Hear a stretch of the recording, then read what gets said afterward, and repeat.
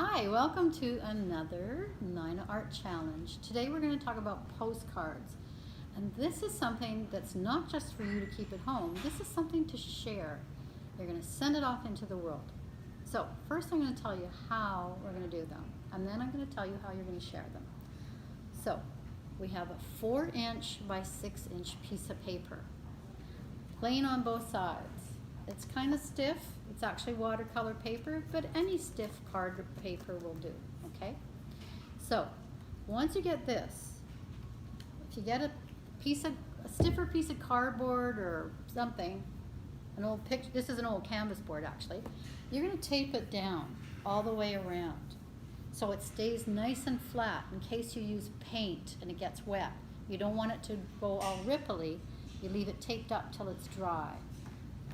Also what happens, here's one that Carrie did today. I'll show you what happens when I take the tape away very carefully, and I'm using green painter's tape just because it's a little less sticky and I don't want to wreck the paper. This is one Carrie did today called Orca Jumping into the Night Sky. She did a combination of pencil crayons first and then watercolor on top. So see what happens when I take all that tape off.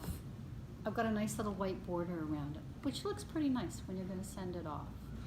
So you can either make it on bigger paper and trim it down, or do 4-inch by 6-inch and the white tape around. And that gives you a nice border. Now, you can see on the back, there's nothing there. But what happens is, once it's here at the Nina, I have stickers that Janice made up for us with our name and our return address on it. And then I asked the artist to write a little bit about themselves or a message of encouragement and sign their name. So Kim wrote quite a long one, which sounds really nice. Your every work will always turn out beautiful. All it takes is the time and to use your magic in you to create a new world and life. Never give up trying and never give up your dreams. This is my advice. Your friend and artist, Kim. Some people, like Heather, just decided to write their name. Or Pablo did a Japanese fellow called Ekawa, and he wrote, hello. So whatever you want to write on there for a message is great. We have some wonderful ones so far. Leo did fireworks, and he says, I am hoping you to enjoy my postcard. Lisa, well, that one was in pastels. This is one by Lisa Reese called Squiggly Lines, and she used felt pens, thick ones and thin ones.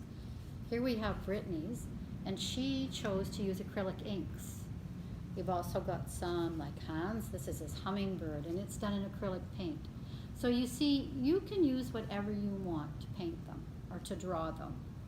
Now, if you are a member of the Nina and you do your postcards at home, if you bring them into us, I will put them in an envelope with other artist postcards, and we're going to mail them all around the world to studios like ours.